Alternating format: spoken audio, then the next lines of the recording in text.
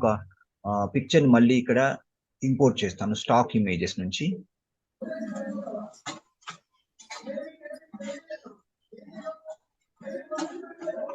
Okay, so నేను అన్ని mics mute చేస్తున్నానండి. ఎవరైనా మాట్లాడాలనుకుంటే అన్మ్యూట్ చేసి మాట్లాడండి. ఓకే, సో ఇక్కడ పిక్చర్ ఇన్సర్ట్ చేశాను.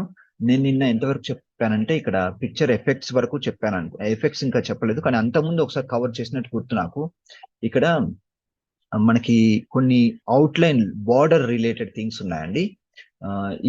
ఇందులో మీరు ఏం ఐ డ్రాపర్ గురించి నేను చెప్పాను ఆల్రెడీ.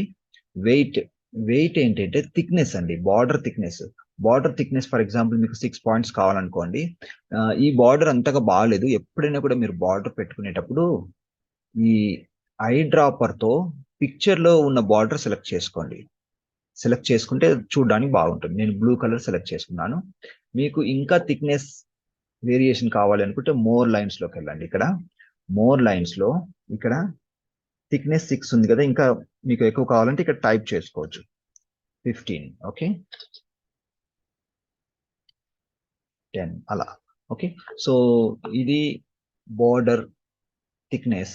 ఇంకా కిందికి వచ్చినట్లయితే ఆ బార్డర్ అనేది మీకు ఎలా కనబడాలి, ఒక స్కెచ్ వేసినట్టు కనబడాలా, లేకుంటే అంటే జిగ్జాగ్ గా ఉంటుంది చూడండి. ఇలా మీకు కావాలనుకుంటే డిఫరెంట్ బార్డర్స్ పెట్టుకోవచ్చు. కింద మోర్ లైన్స్ ఉంటుంది. ఇక్కడ మోర్ లైన్స్ లోకి వెళ్తే మళ్ళీ ఇక్కడ చూడండి. ఓకే, సో ఇలా కూడా మీరు ఒక డాషెస్ బార్డర్ ఇలా పెట్టుకోవచ్చు. కానీ ఇలా పెట్టినప్పుడు ఏంటంటే ఇంత థిక్నెస్ పెడితే మీకు చూడడానికి బాగుండదు.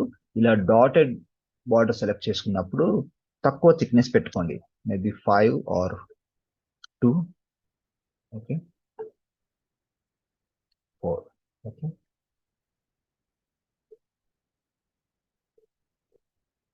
ఓకే, సరే, ఇది మీరు ఎక్స్పెరిమెంట్ చేయండి. తర్వాత మీకు ఏది నచ్చితే అది పెట్టుకోవచ్చు. ఇంకా మనకి ఇక్కడ ఏమున్నాయి, ఇది మనం డిస్కస్ చేసాము. అంటే ఏ టైప్ బార్డర్ కావాలి, స్కెచ్డా డాషెస్ మీరు సెలెక్ట్ చేసుకొని చేసుకోవచ్చు. సో నెక్స్ట్కి వెళ్తే మనము పిక్చర్ బార్డర్ మనకి ఆల్మోస్ట్ అయిపోయింది. ఇక్కడ డిస్కషన్ పిక్చర్ ఎఫెక్ట్స్ లో చూడండి, ఇక్కడ shadow, reflection, glow, soft edge, bevel, 3D rotation ఇవన్నీ ఉన్నాయి.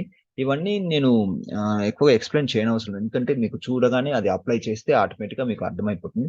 షాడో గురించి నేను అంతకుముందు చెప్పాను మీకు, వీడియోకి షాడో ఇచ్చాము మనము. అప్పుడు ఏవైతే మనం ఎఫెక్ట్స్ ఇచ్చామో అవే ఎఫెక్ట్స్ మళ్ళీ మీరు ఈ పిక్చర్ కూడా ఇచ్చుకోవచ్చు. సో దీని గురించి నేను ఎక్కువగా టైం స్పెండ్ చేయట్లేదు, మీరు తర్వాత ప్రాక్టీస్ చేయండి. జస్ట్ ఒక్కటి క్లిక్ చేస్తూ మీకు నచ్చిన ఎఫెక్ట్ అనేది ఇచ్చుకోవచ్చు. ఇది ఏంటంటే ఒక 3D యాంగిల్లో ప్లేస్ చేయబడుతుంది పిక్చర్.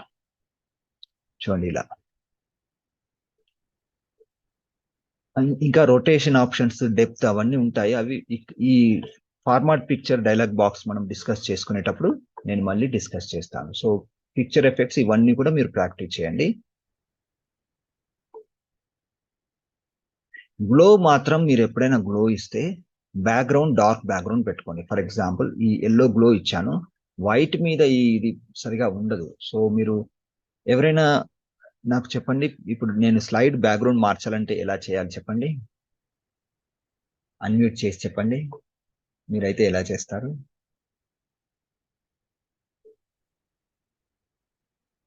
మీకు హోమ్ ట్యాబ్ లో లేదంటే డిజైన్ ట్యాబ్ లో ఫార్మాట్ బ్యాక్గ్రౌండ్ అని ఉంటుందండి. ఇక్కడ సాలిడ్ ఫిల్ అని ఉంటుంది. సాలిడ్ ఫిల్ దగ్గర మీరు ఏదైనా డిఫరెంట్ కలర్ పెట్టుకోవచ్చు. మీకు ఈ పిక్చర్ లో కావాలంటే మళ్ళీ ఇక్కడ క్లిక్ చేసుకుని ఐ డ్రాపర్ లో పిక్చర్ లో మీకు ఏదైతే డార్క్ వెర్షన్ ఉందో ఆ డార్క్ వెర్షన్ పెట్టుకోవచ్చు ఇలా. సో ఇక్కడ చూడండి, ఈ గ్లో అనేది సరిగా లేదు, ఇంకా గ్లో ఎఫెక్ట్ అనేది సరిగా కనబడట్లేదు. సో అందుకోసం మనం ఏం చేయొచ్చు అంటే గ్లోలో ఆప్షన్స్ ఉంటాయి. మీరు ప్రాక్టీస్ చేసేటప్పుడు ప్రతి ఒక్క ఆప్షన్ చేంజ్ చేసి చూడండి అది ఎలా మారుతుంది, కలర్ ఎలా అప్లై చేసుకోవచ్చు. సో ఫర్ ఎగ్జాంపుల్ మనం వైట్ ఇద్దాం, చూడండి వైట్ గ్లో వచ్చింది.